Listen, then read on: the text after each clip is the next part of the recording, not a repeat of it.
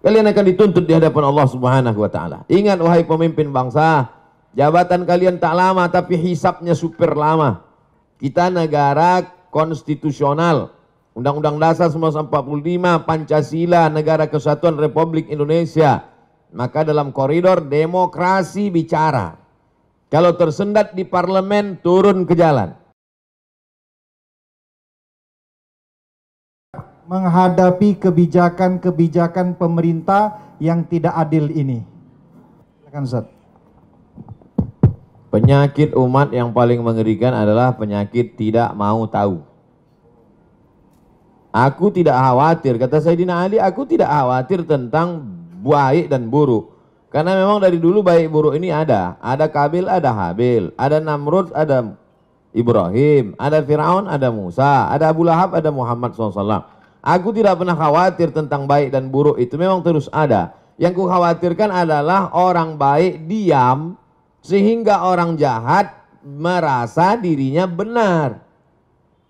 Jadi ketika orang baik diam melihat kebatilan, kata Imam Abu Ali Ad-Daqqaq, as-sakitu 'anil haqqi syaitanun akhras.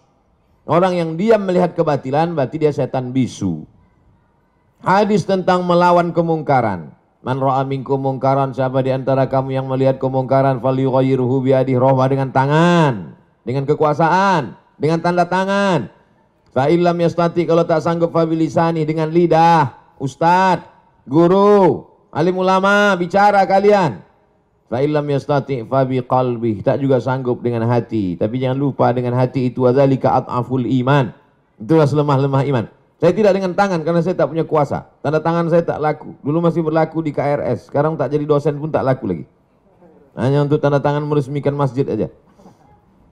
Tapi kalian yang punya tanda tangan, kalian akan dituntut di hadapan Allah Subhanahu wa taala. Ingat wahai pemimpin bangsa, jabatan kalian tak lama tapi hisapnya super lama. Jabatan kalian sekejap tapi hisapnya amat sangat lama di hadapan Allah. Yauma yaqumul hisab. Pada hari itu ditegakkannya hisab.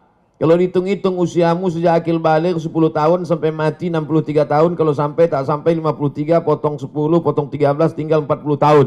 40 tahun itu berapa kali kau menandatangani surat izin membuka perusahaan asing dari mulai nikel, batu bara, tanah, penebangan hutan, penggarapan.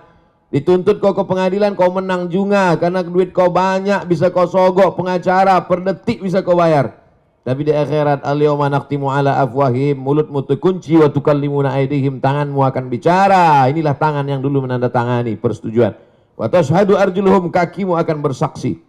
Sekarang orang bicara tentang integritas, berkarakter. Inilah integritas. Oleh sebab itu tanggung jawab kita adalah jangan diam melihat kebatilan.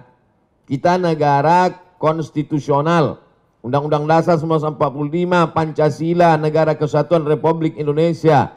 Maka dalam koridor demokrasi bicara. Kalau tersendat di parlemen, turun ke jalan. Turun ke jalan itu adalah bagian dari demokrasi. Kita bukan negara monarki, tidak lagi di kerajaan Sriwijaya. Kita bukan kerajaan Siak Sri Indrapura. Kita adalah negara Kesatuan Republik Indonesia. Apa pesan Bung Karno? Bagi yang tidak setuju, bicara di parlemen. Orang yang duduk di parlemen itu siapa milihnya? Kita yang memilih mereka. Maka orang yang kita pilih itu kalau dia salah, kita yang meluruskan mereka. Saya luruskan dengan khutbah Jumat. Mereka tuh tidur waktu saya khutbah. Saya luruskan dengan ceramah. Mereka tak punya waktu untuk mendengar ceramah saya. Saya doakan mereka di tengah malam supaya dapat hidayah. Berikan mereka hidayah ya Allah. Maka kita semua jangan diam. Karena diam itu adalah puncak daripada kezaliman. Fir'aun itu sebenarnya tidak berapa zalim. Tapi karena orang diam, dia menjadi-jadi. Sembelih semua anak-anak mereka. Diam, kalau sembelih-sembelih lah. Itu menjadi-jadi dia. Inna fir'auna wa hamana. 6 kali disebut nama Haman. Haman itu bukan orang bodoh. Haman itu kalau hidup sekarang Profesor Dr. Haman. Cerdas dia, tapi kecerdasannya dipakai untuk menjunjung kekuasaan yang zalim.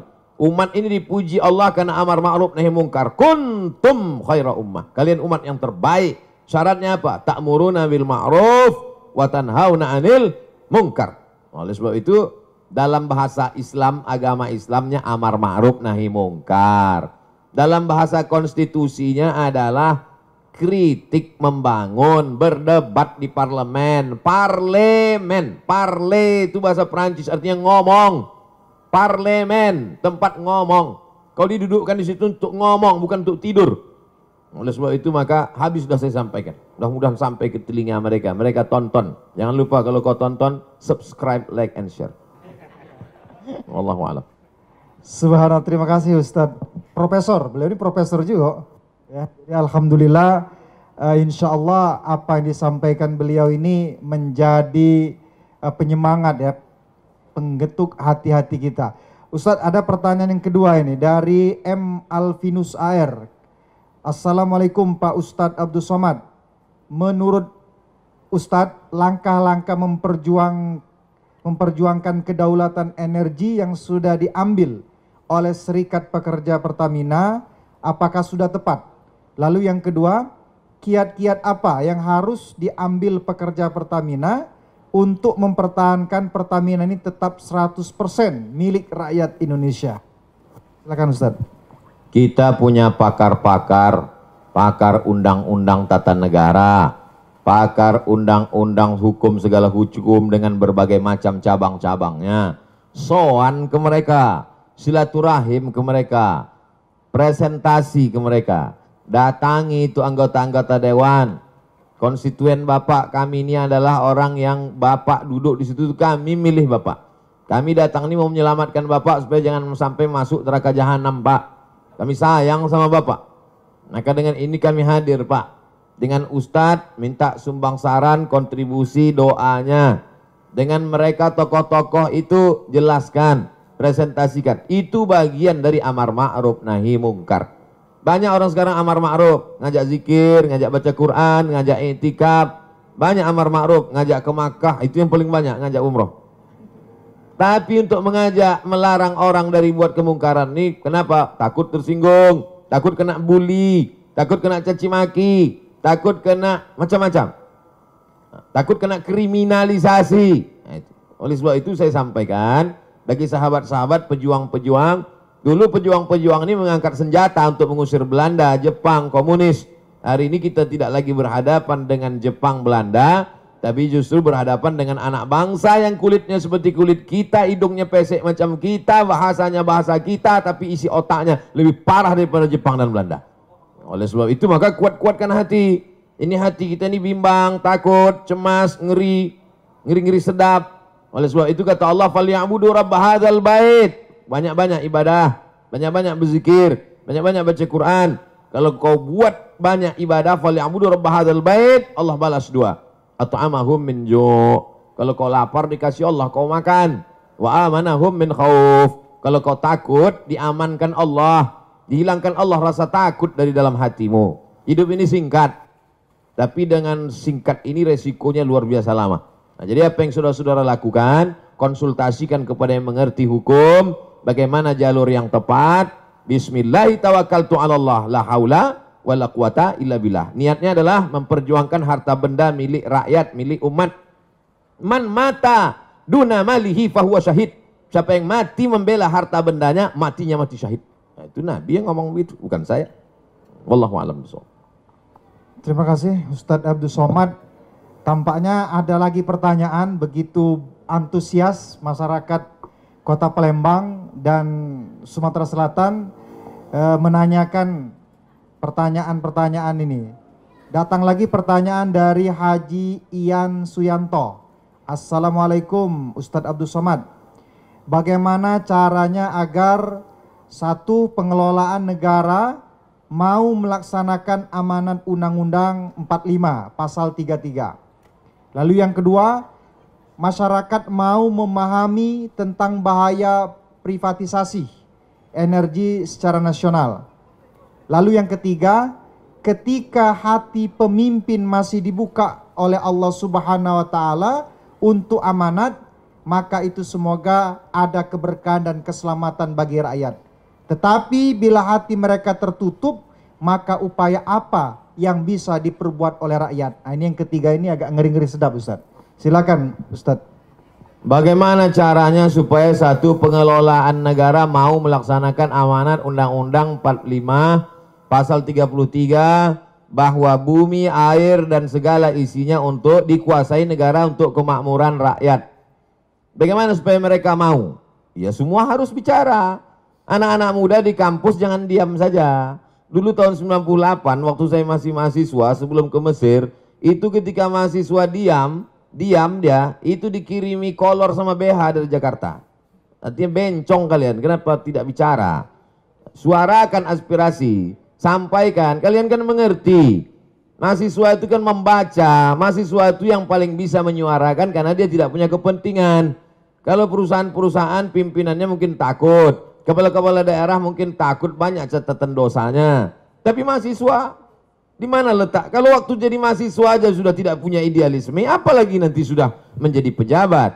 Oleh sebab itu semua bicara, mahasiswa bicara, tokoh masyarakat bicara, mak-mak milenial juga bicara. Di grup-grup WhatsApp itu jangan lagi bicara tentang artis itu ini segala macam, yang mubazir tak tentu arah. Itu namanya dosa kering. Dosa kering itu artinya berdosa kering, tak ada manfaatnya, tak ada dunia, tak ada akhirat. Oleh sebab itu speak up, bicara.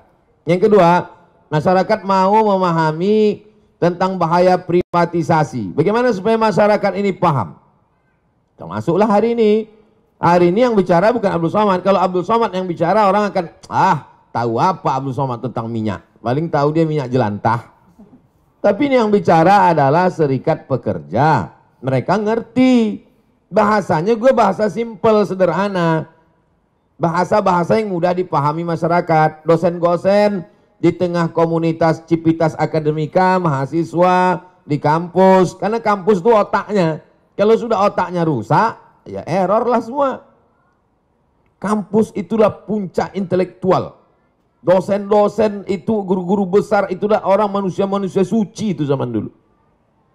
Orang-orang yang bisa menulis baca zaman dulu itu diberi fasilitas khusus oleh raja-raja.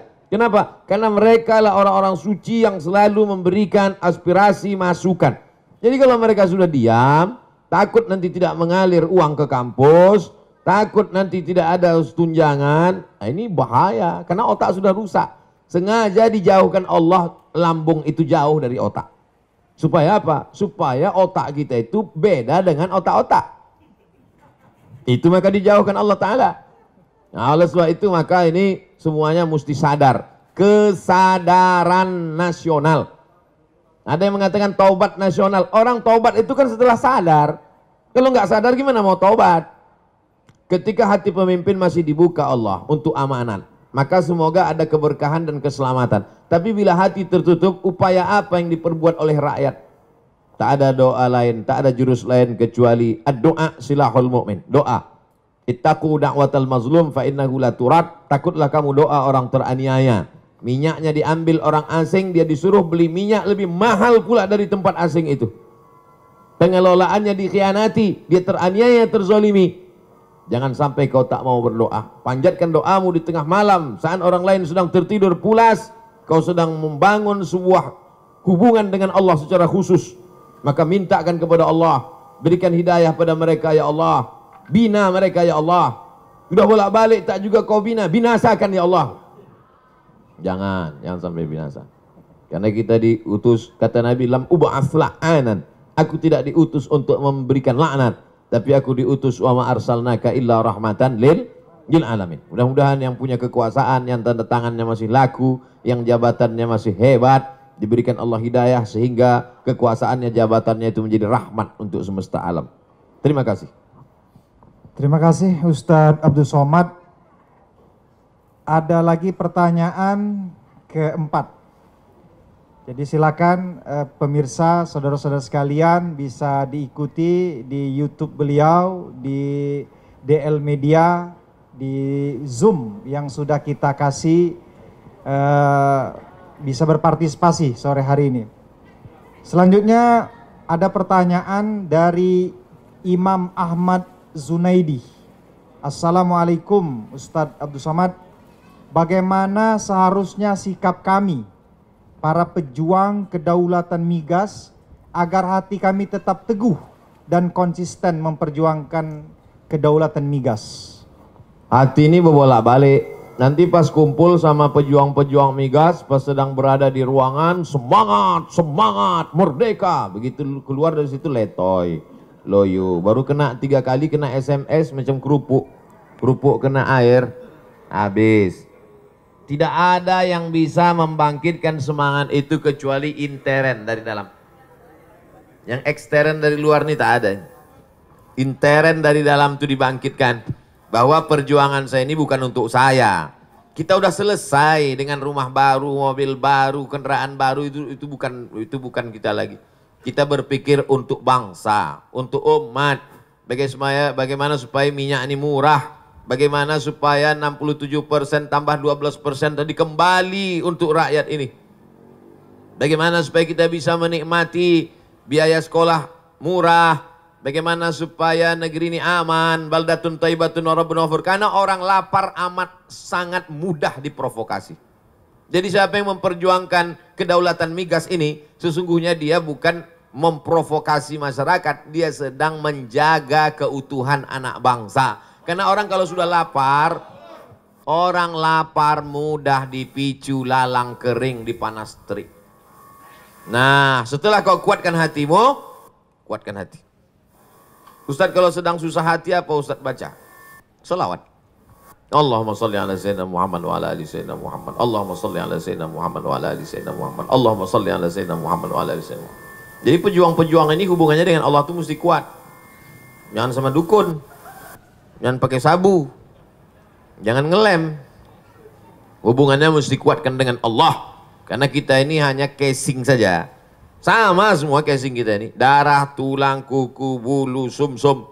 Yang menguatkan kita itu kata Nabi, ala fil jasadi mudghah, dalam dirimu itu ada segumpal.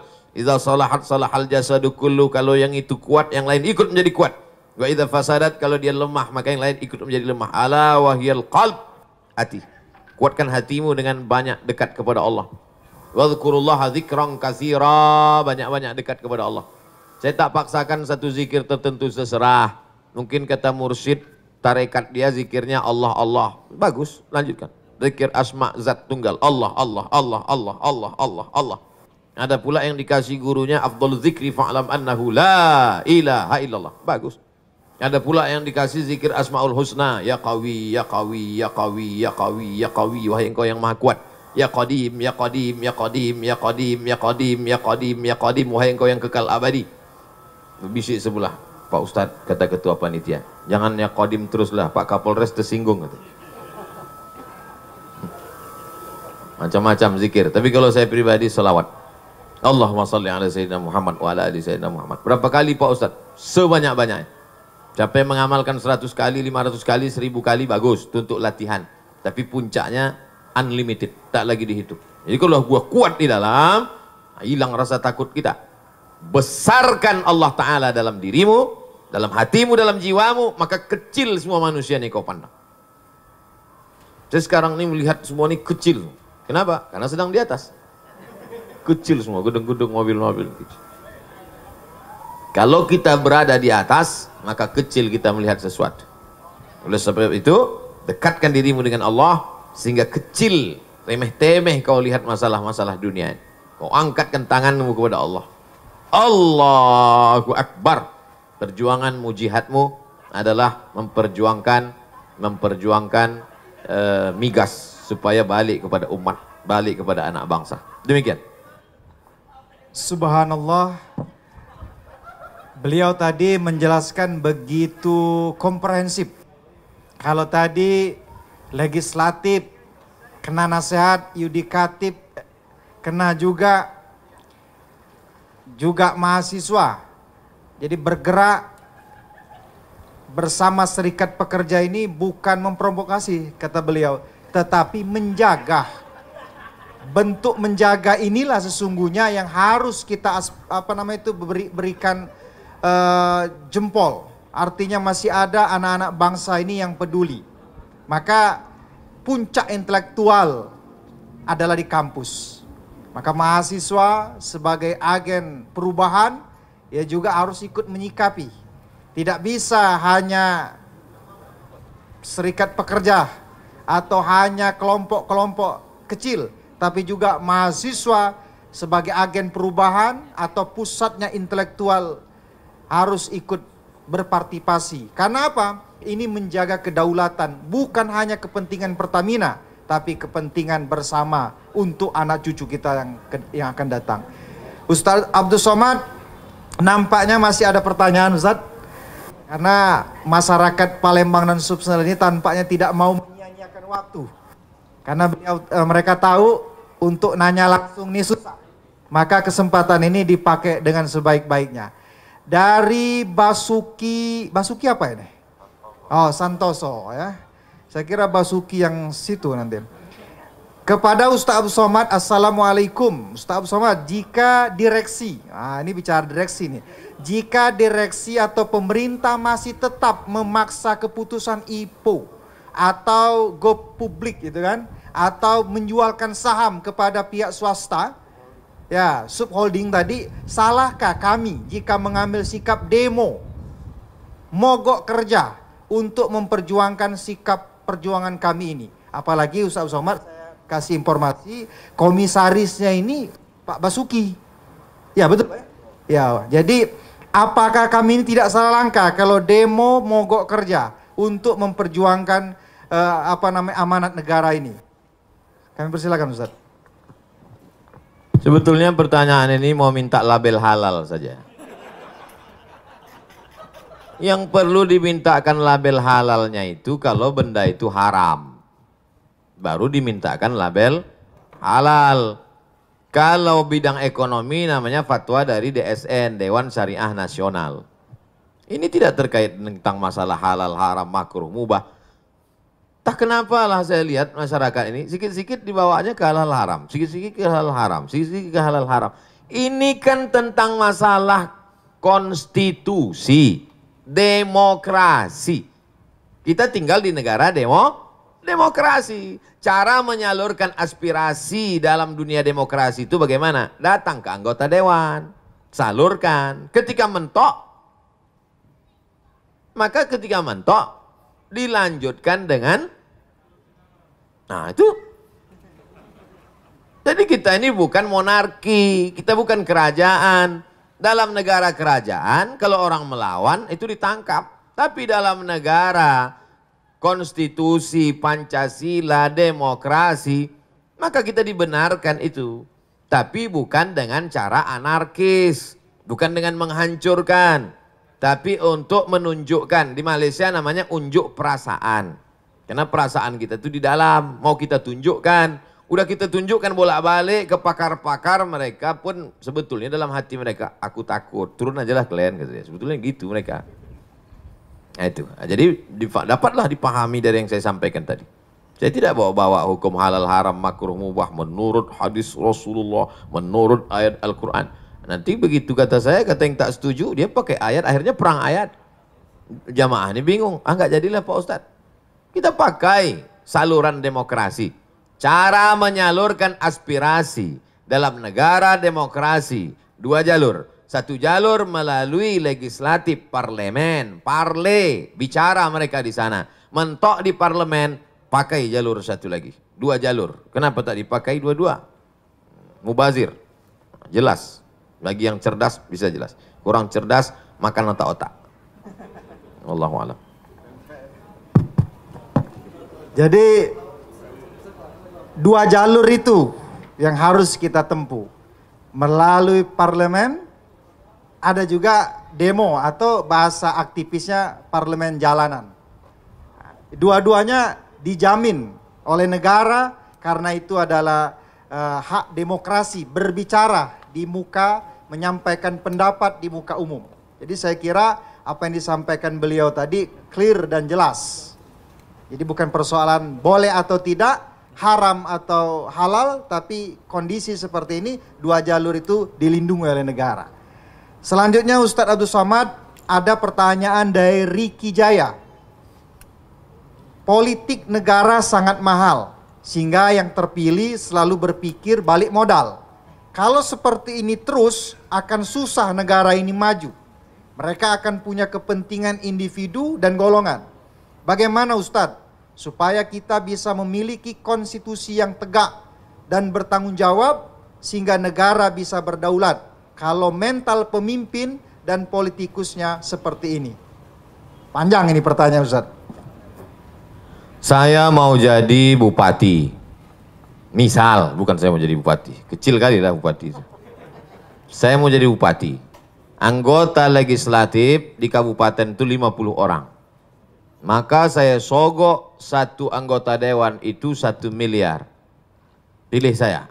Maka cukup modal saya 50 M. Duduk. Itu kalau pakai sistem dulu. Dipilih oleh anggota dewan. Sekarang high cost. Biaya terlalu tinggi. Kenapa? Karena yang mau dikasih duit ini tidak hanya anggota dewan yang 50. Semua.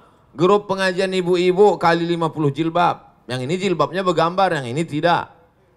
Grup-grup anak muda mesti belikan net poli. Yang minum-minum kasih pula lagi minum. Ini setiap turun ke bawah.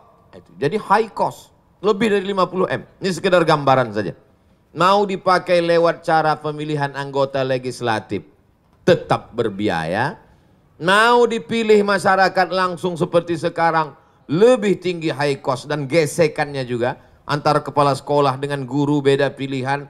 Antar imam sama makmum salah ayat. Itu jadi memang cost gesekannya kemana-mana. Jadi solusinya gimana Pak Ustadz? Solusinya tidak lain tidak bukan adalah perbaikan ekonomi. Kalau ekonomi masyarakatnya mapan, itu duit-duit sawer itu nggak mempan. Pertama perbaikan ekonomi, yang kedua kesehatan mental masyarakat. Jadi masyarakatnya itu sehat ya secara mental, otaknya itu sehat, badannya itu sehat. Sehingga ketika dia dikasih dia berpikir panjang. Saya terima sekarang 100.000, saya pilih orang begini untuk apa? Sekarang karena dia lapar dia tak sempat mikir. Orang lapar tuh nggak bisa berpikir. Diajak berpikir error duluan dia. Oleh sebab itu maka lagi-lagi dua ini. Kalau masyarakat itu mapan secara ekonomi, otaknya disehatkan oleh ustadz. Ustadz dari mimbar menyampaikan, iqna' bima qasamallahu laka takun aghnan nas. Merasa cukuplah engkau dengan pemberian Allah, maka kau menjadi orang yang berkecukupan. Jadi dia tidak lagi menjadi masyarakat yang konsumtif.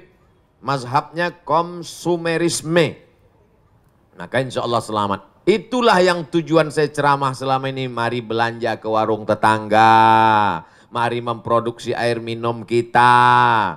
Mari kita produksi pangan. Tujuannya apa? Ketahanan ekonomi, kemapanan finansial. Sehingga masyarakat tidak mudah dibeli suaranya oleh penjahat-penjahat intelektual, penjahat-penjahat politik yang memang high cost tadi. Saya tidak akan pernah lelah menyampaikan itu. Karena setan sampai sekarang belum pensiun. Nanti kalau sudah setan pensiun dini baru kita sama-sama lelah. Dua saja kuncinya. Capek kita, menang setan. Capek setan, menang kita.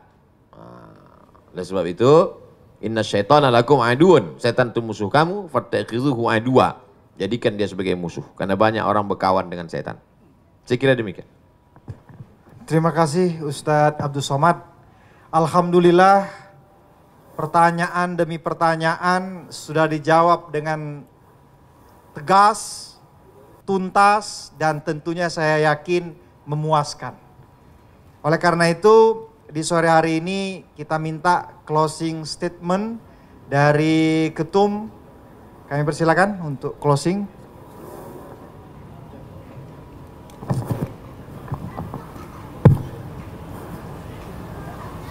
Baik, terima kasih Pak Ustadz atas pencerahan dan juga diskusi pada sore ini. Namun di akhir daripada diskusi sore ini, kami selaku Serikat Pekerja akan menyampaikan statement ataupun closing daripada statement ini. Yang pertama, apakah kita akan menuju ketahanan, kemandirian atau kedaulatan energi? Itu adalah sebuah pilihan. Pilihan berarti prioritas. Memprioritaskan juga mengedepankan satu hal dan mengesampingkan atau menomorsatukan hal yang lain untuk efektivitas pencapaian tujuan. Mengingat sumber daya yang terbatas, bangsa ini harus determinasi prim dan berpendirian. Sumber daya alam yang dikelola menjadi energi ialah kekayaan kolektif bangsa. Sebagai kekayaan kolektif, pemanfaatannya juga tidak boleh bersifat sektoral, regional, ataupun tersegmentasi. Masalah energi ialah masalah kedaulatan bangsa.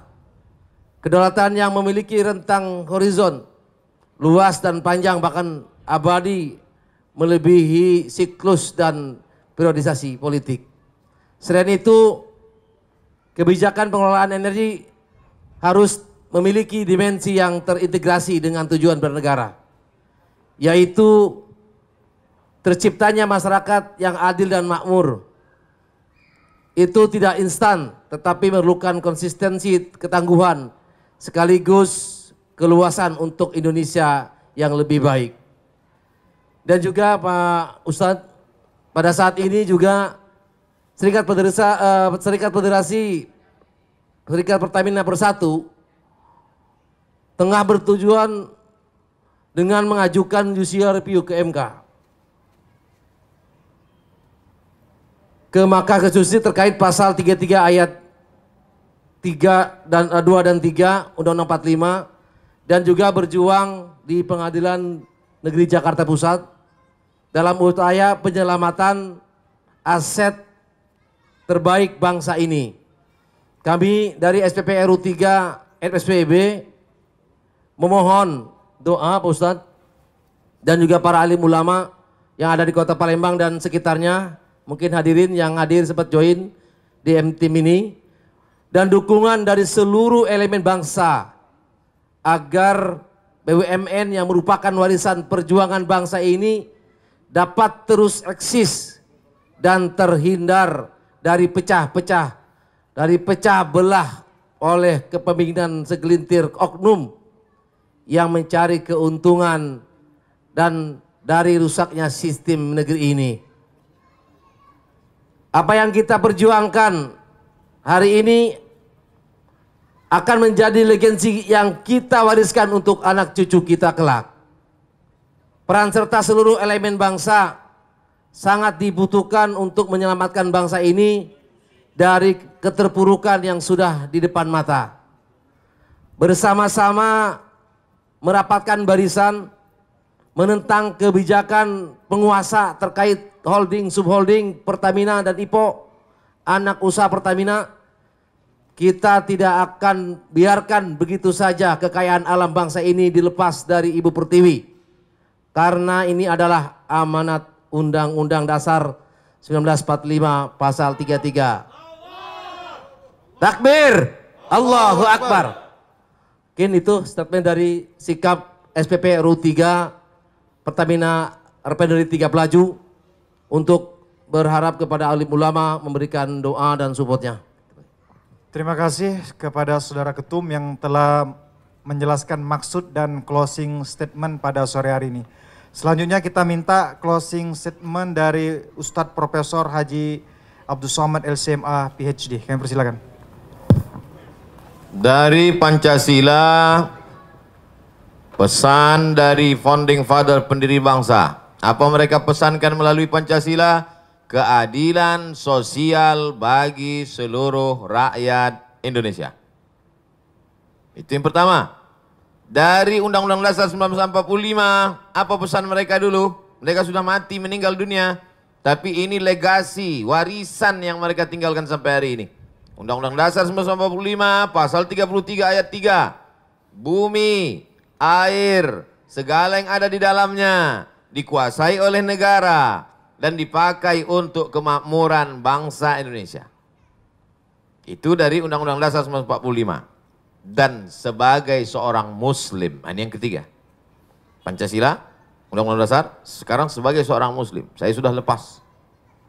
Kalau saya nanti ditanya di akhirat, hai Abdul Somad, sudah bicara engkau tentang sholat? Sudah. Sudah bicara engkau tentang puasa? Sudah, ada bukunya. Tanya jawab puasa Ramadan. Sudah bicara kau tentang haji dan umrah? Sudah kutulis buku 66 tanya jawab. Sudah bicara kau tentang minyak, batu bara, sumber daya alam Indonesia, kedaulatan migas? Sudah bicara tepat pada tanggal 17 Agustus 1945. di atas langit Sriwijaya, Sumatera Selatan. Saya sudah bicara, ya Allah, sudah kusampaikan. Sampaikah itu ke hakim Mahkamah Konstitusi? Aku tak tahu. Entah mereka ketakutan tak jadi. Dan hakim Mahkamah Konstitusi Judicial Review akan ditanya oleh ahkamul hakimin, hakim yang maha bijaksana. Hai hakim, kata Allah, mobilmu plat merah, hidupmu, anakmu, binimu digaji oleh negara. Sudahkah kau sokong Pancasila, Undang-Undang 45? Kata hakim, aku tak bisa karena barang itu belum masuk. Oleh sebab itu, semua mesti bekerja sama untuk menggolkan ini, dan semuanya tak ada membawa nama-nama pribadi, tapi ini akan menjadi warisan untuk terselenggaranya keadilan sosial bagi seluruh rakyat Indonesia. Itulah 3 poin statement closing yang dapat saya sampaikan. Terima kasih Ustadz Abdul Somad dan Ketum yang sudah menyelenggarakan acara talkshow pada sore hari ini. Untuk mengambil keberkahan dari pihak panitia, langsung meminta Ustadz Abdul Somad memimpin doa kebangsaan. Dari Palembang, kita gemahkan untuk Indonesia Raya. Ala hazihi niyah al-Fatihah. A'udzubillahi minasyaitonirrajim. Bismillahirrahmanirrahim. Alhamdulillahirabbil alamin arrahmanir rahim maliki yaumiddin. Iyyaka na'budu wa iyyaka nasta'in. Shiratal mustaqim. Shiratal ladzina an'amta 'alaihim ghairil maghdubi 'alaihim waladdallin. Amin. Allahumma salli ala sayyidina Muhammad wa ala ali sayyidina Muhammad. Allahumma inna natawassalu ilaika bihaqqi nabiyyika Muhammad sallallahu alaihi wasallam wa alihi at-thayyibin at-tahirin wan nabiyyin was-siddiqin wasyuhada was-shalihin. Kami memohon kepada Engkau dengan kemuliaan Nabi Muhammad, dengan kemuliaan para nabi-nabi, dengan kemuliaan para wali-wali.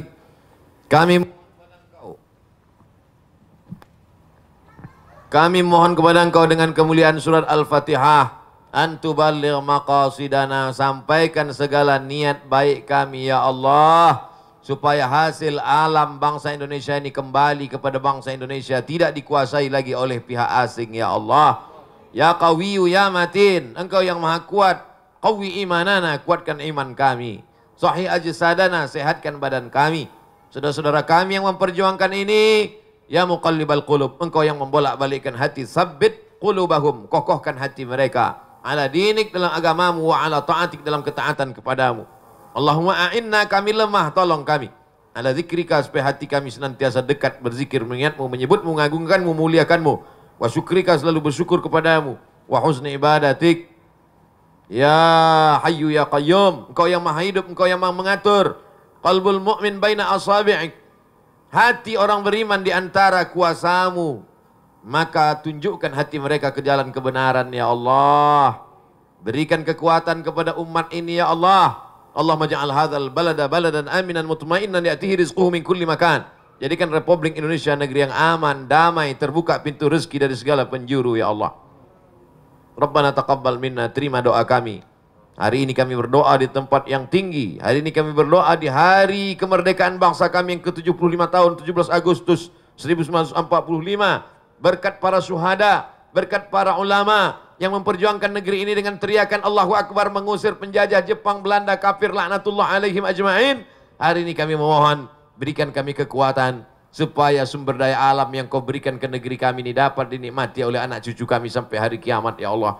Jadikan negeri kami tetap menjadi negara kesatuan Republik Indonesia yang berketuhanan yang Maha Esa, berkeadilan sosial bagi seluruh rakyat Indonesia. Rabbana atina fid dunya hasanah wa fil akhirati hasanah wa qina adzabannar. Wa sallallahu ala sayyidina wa maulana wa syafi'ina wa dzukhrina Muhammad wa ala alihi wa sahbihi wasallam walhamdulillahi rabbil alamin. Taqabbalallahu minkum minna wa minkum taqabbal ya karim. Terima kasih atas segala perhatian. Mohon maaf atas segala kesilapan, banyak tutur kata tak berkenan di hati, menyinggung perasaan. Terima kasih. Wassalamualaikum warahmatullahi wabarakatuh.